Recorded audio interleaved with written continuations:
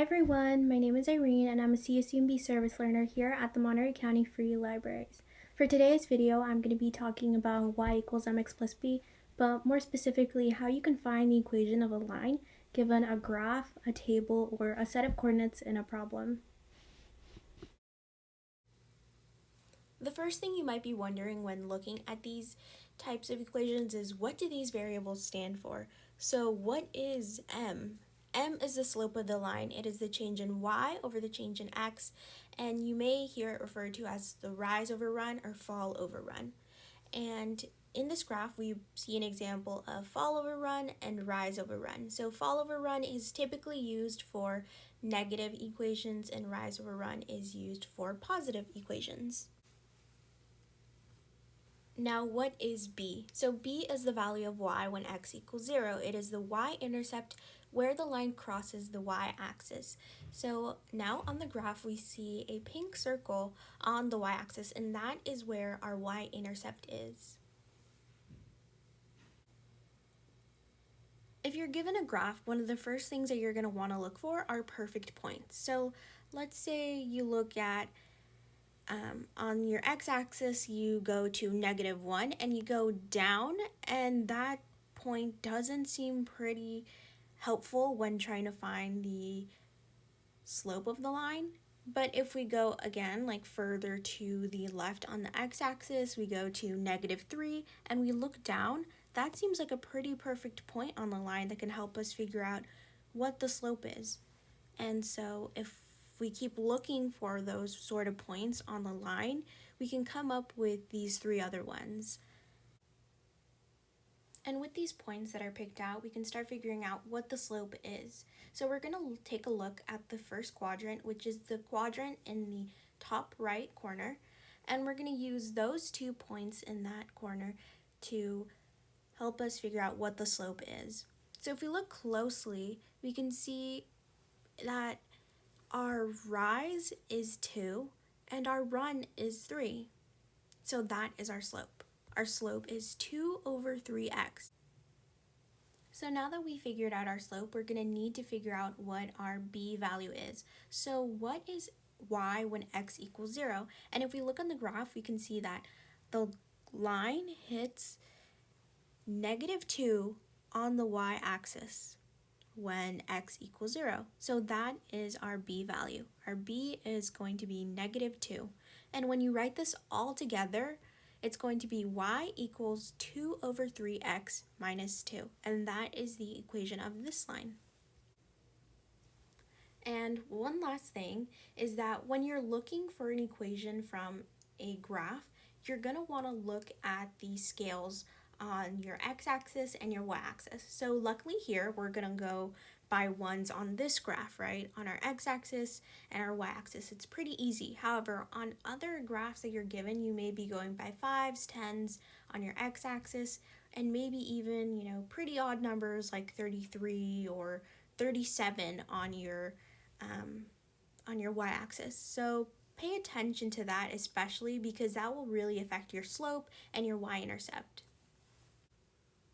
So the second way that you may be asked to find an equation of a line is going to be through a table. And we're going to follow kind of the same kind of thought process that we did when we were finding the equation of a line, and especially the slope, on a graph. And that is just look for consistencies, look for patterns, look for anything that can give us a hint as to what the rise and what the run may be on the table in this case.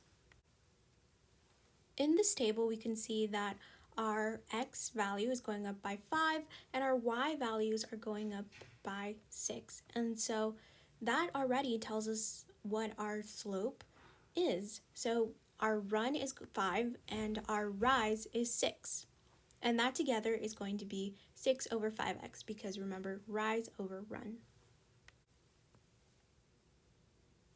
And now we are left to find our b value. So what is b? So remember that is our y value when x equals 0. And luckily our table already has that written out for us. So when x is 0, our y value is 12. So we can say that b is 12. and put that all together, and it's going to be y equals 6 over 5x plus 12.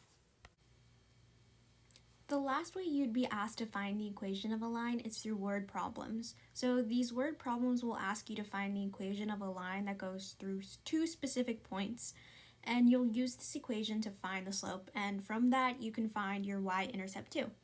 And this equation is also helpful if you're struggling to find the slope from a table.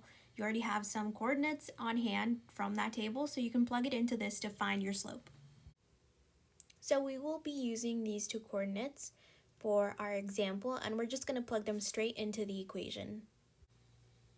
And if we take into consideration the sign rules for adding and subtracting integers, we're going to rewrite it as m equals 31 plus 5 over 9 plus 3. Now all that's left for us to do is just add them up. So 31 plus 5 is 36, 9 plus 3 is 12, so we're going to get m equals 36 over 12, and that can be reduced to 3 over 1 because you can divide the top and the bottom both by 12, and 3 over 1 is just the same as 3, so we can leave it as 3.